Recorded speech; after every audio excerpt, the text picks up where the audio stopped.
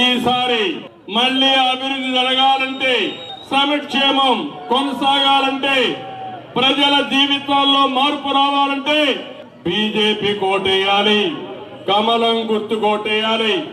ఇక్కడ సంజయ్ గోయల్ గారిని గెలిపించవలసిందిగా మరొక్కసారి అందరికీ విజ్ఞప్తి చేస్తున్నా.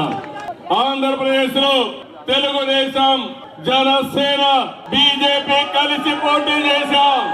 అక్కడ పరిపాలనలో ఉండే పార్టీ అడ్రస్ గల్లంతైంది, డిపాజిట్లు కూడా రాలేదు.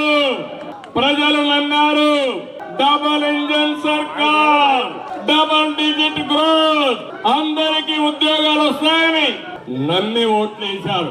నమ్మి ఓట్లేస్తే 7 నెలలు 7 లక్షల కోట్ల రూపాయలు పెట్టుబడులు వచ్చాయంటే అది డబుల్ ఇంజన్ సర్కారు యొక్క ప్రత్యేకత.